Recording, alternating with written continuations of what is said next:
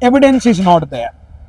You know the things, but evidence is not there. Nobody is coming forward to speak, or no scientific evidence we are able to collect. That gives a challenge. Hand chopping case of the Professor Joseph. That time I was in NI. There we actually invoked all the terrorist offences. I cannot say that I have not used deception or lies to break a case. That is a must, because when you are talking to a criminal, you to elicit things from him, sometimes you tell something misleading. What NIA is supposed to say when a charge sheet is filed, they give the details of whatever details they can give. ഈ മഹാരാജ്യത്തിലെ ഒരു ചെറിയ വിഭാഗം ജനങ്ങൾ മാത്രം സംസാരിക്കുന്നതാണ് എൻ്റെ ഭാഷ. പക്ഷേ ഞങ്ങളുടെ ഭാഷ സജീവമാണ്, ചലനാത്മകമാണ്.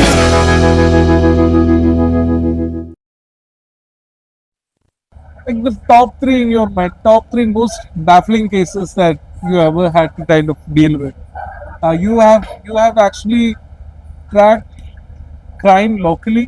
You have tracked crime state and national level. You also tracked some of the international crime cases. So, what are the top three kind of most baffling cases in your career you've had so far? See, many cases are very interesting. You can say challenge. I'll not say baffling, but say for example, when I did Madhumita Shukla case, it was a big challenge because we did not know who actually shot the girl. Similarly, when I was doing Harit Pandya's case in Gujarat, the then Home Minister, ex-Home Minister, that was a very big challenge to detect who actually pulled the trigger. And because no witness, nothing.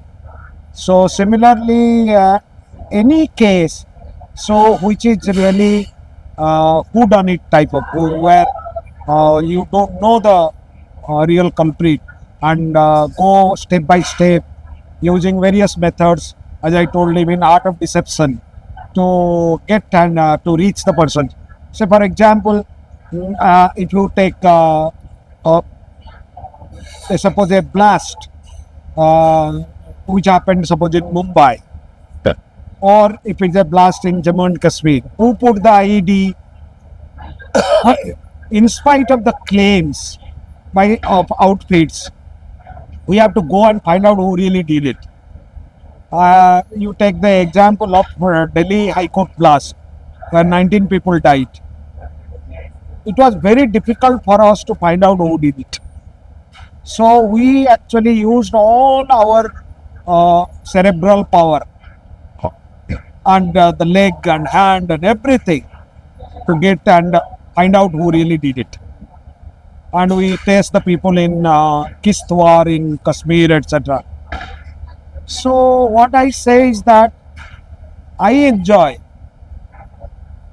those cases where you don't know anything and you discover one by one. Yeah. So that is the beauty. Sometimes other type of cases are there where you know things, but you have to put the evidence in perceptive so that it will be acceptable. Those are also challenges, because you will say evidence is not there. You know the things, but evidence is not there. Nobody is coming forward to speak, or no scientific evidence we are able to collect. That gives a challenge. Sure. That's how. There are a lot of cases where technology is now kind of crucial to how police crack the case and crack the case and all that. There's also a debate about artificial intelligence, about that artificial intelligence is going to be kind of taking over jobs and all that. Do you think policing is one aspect which AI will not take over? Look, recently I read an article where actually, because of the AI, there are deep fakes. Now probably the time will come in the court, the magistrate or the judge will ask, are you Ram? Are you really Ram? You prove that you are Ram, not a deep fake. These are going to be challenges in the future, there is no doubt. But over the period of time, we will develop countermeasures or the advanced forensics to detect. Today it is not there that much. Second part is that technology, as you correctly said, is used extensively now in crime detection. Now, earlier days and today's crimes, every crime you take, there is a digital part in that. For example, whether it is a kidnapping, whether there was a phone call, whether there is an email, there is a WhatsApp message, or there was an Instagram. All these things actually, even in a conventional cases, not the cyber crimes, we have to go to digital evidence. Collecting pristine, acceptable, relevant evidence, that too also digital evidence, and prove that it is pure, is going to be a real tough challenge. So you take the example, earlier days you will be like that only you used to do CDR analysis of. Now you have to do the internet chat analysis, WhatsApp chat analysis, and there WhatsApp is totally encrypted. You actually the decryption can only be done at the main server level. So how do you know it? Three things about Kerala that often get talked about in the news, whether for rightful reasons or wrongful reasons, we don't know. You might know how big, Naxalism, drugs, and terrorism. How big is the threat of Naxalism in Kerala? How big is the threat of terrorism in Kerala? How big is the threat of drugs in Kerala? See, I will now not actually, because now I demitted office in 2021. I am not actually having the data right now. But actually, I will say one thing is that there is no room for any complacency. So, whether it is Naxalism during the time when I was the DG, you know that what happened during those time, Naxalism. Recently also I found that some Naxal activities are there in our northern districts. There was exchange of fire and all those things, and one person died. So similarly, I am not talking about the terrorism, etc. How say we have not that kind of terrorist attacks as happened in the various parts of the country. But however, we should not be complacent, because I'll give you an example. 2005 till 2005 there was no such attacks in Karnataka. In 2005 everything changed. They killed the professor, and then you say that terrorism came. Similarly, tomorrow a terrorist incident takes place here, a real terrorist incident, then it will be difficult. I'll say you, some people ask me, we did this hand chopping case of the Professor Joseph. That time I was in NI. There we actually invoked all the terrorism offenses. Therefore, I am saying that now we have a very good mechanism. We have ATS, we have internal security division, we have very good coordination with central agencies. That is good, and Kerala police is very good. So I am sure that in case of any terrorism matter crops up any time, they will be able to handle it. But the best thing is to prevent it by proper intelligence, etc. On that note, I guess, since NIA don't publicize about themselves too much, and also the media doesn't actually, report very closely on how NIA works. The public has very little clue about how these guys work, what happens inside. All they see are the events.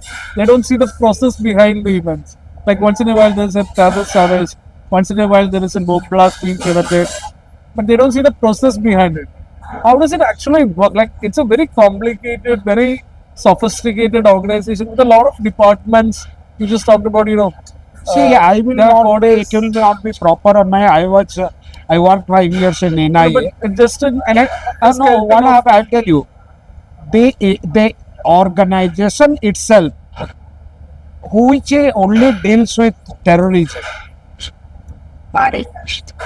it is better that most of the things are not known, because it will compromise national security. Some of the methodologies, if they know, other terrorist organization will be cautious. How? and it is a matter of national security. It is not question of a small crime, homicide or something. Therefore, so the protocols there, which were written during my time, it says that you cannot diverge the things, methodologies or the things. What NIA is supposed to say, when a charge sheet is filed, they give the details of whatever details they can give without compromising anything relating to national security. So you might be seeing, when they file a charge sheet, they will say. When they file a remand report, they will say. Other times they will not say. How many people, like my question is, how many NIA offices are in Kerala? How many offices know they now. have in Kerala? See, I do not know now. During my time, when I was there, up to 2014, it was around 20-25 people. But that doesn't mean anything. You see, the NIA is a central agency. If there is a requirement in Cochin or in Kerala, 500 people, they will pump the 500 people from various parts of the country. We have done it also here. One personal question about, policing is a very taxing, physically and mentally, very taxing job, and the rewards are in par with the private sector. It's a lesser kind of the pay is not exactly equal to private sector and all that. And at the end of the day, people will criticize you for what you have not done instead of what you have done, instead of listening for what you have done. How do you relax? What do you do for spacing out? See, I am actually a little creative person. So I used to do paintings. I used to write also earlier. Sometimes these days I do a lot of work on the computers, and I read quite a bit. Now, not only crime, but also management, technology, etc. Therefore, what I say is that I know, considering the level of tension or stress, I can do. See, you will be very surprised. Even today also, sometimes I read Tintin comics, because that gives me a lot of happiness and humor, etc. So that is right. So, as far as literature festival is concerned, in which I am very actually attracted to this, because I find a lot of youngsters, they spend quality time during this 4 or 5 days. They come across very great minds and brains. They come across a lot of books. They listen to various people. It is not only the intellectual part. Lot of things are discussed, even governance, tourism, transport, agriculture. All these things are discussed in a, even sometimes non-technically, easily understandable. So, it is a great contribution of the organizers to the society as far as the young people are concerned. If you take the percentage of young people who are attending will be more than the older people. So, I feel that it is good. You have always had a focus on the younger people. What about your children? Like, do you take advice from them for what you do? See, I have only one son. He is into various things like management to other things. So I have not actually guided him. I have only told him whatever, like me. My father never told me what he want to do. He said that whatever you do it in the best possible way. I also told the same thing to my son. So I believe that youngsters have got different kind of power, which he will use also. Is he the kind of son who advises the father? And do you take advice from your son for the work that you do, for policing when you are? See, he sometimes tells me about technology. He has advised me certain technology relating to artificial intelligence, etc., or quantum computing kind of things many a times, which is very helpful for me to understand. For example, he told me certain things about the Instagram and other social media handles, which I did not know. So these things I learned it from him. Are you a moral person? Are you a religious person? Are you a moral person? Do you think sometimes policing is such a job where you cannot be moralist? You have to be act like a machine. You have to be impartial to the grain. I have tried to actually maintain that ethics all throughout. Basically, I love investigation. In investigation, investigational ethics is very important. So also the procedures. I cannot say that I have not used deception or lies to break a case. That is a must, because when you are talking to a criminal, you to elicit things from him, sometimes you tell something misleading. For example, For example, see, I will say, look, your mother is not well. Say, for example, he'll say, "Oh, no, no." So he is emotionally down. That time, that weakness we exploit to get the things. Similarly, we will say, okay, we know these particular things. I know whom you went and met. So this is a deception. Actually, I don't know. But he will be actually saying that he knows. So, okay, sir. So if you know this, what did he say to you? He said that you went to that place. No, sir. I did not go there. I went to Ram's place. That is how the kind of things we have to use. See, every investigator has got a type to thinking process to do the things. what is the future of Lokanath Behera? Do you want to discuss what you are doing right now, the book, the Netflix? See, now actually, see, I worked 36, more than 36 years in the police. I have a very satisfactory tenure all throughout. 16 years I spent with the government of India in the two best of the agencies.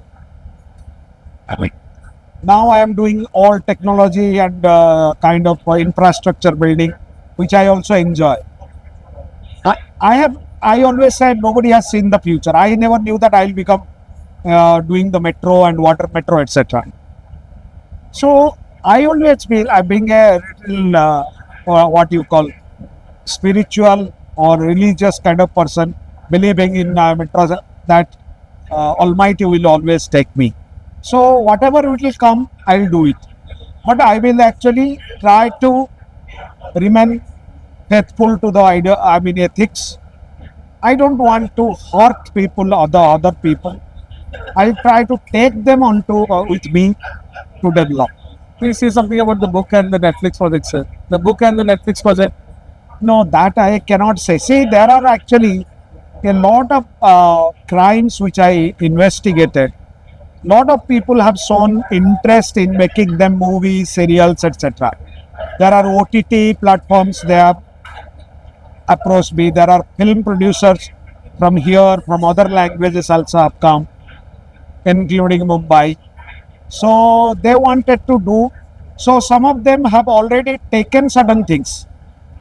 As I said, there are many of the things which I investigated has made into movies, whether in trial by fire, by Upahar case. All these things have already come. More will come, I am sure, because those things which I did are very interesting. And they were that time the headline news all over the country. Whether it is Dara Singh, whether it is all kind of things I did. So let them do it. I have nothing to actually say. But they should not violate the law while doing it. If matter is sub judice, they should be careful. And those things they have to do.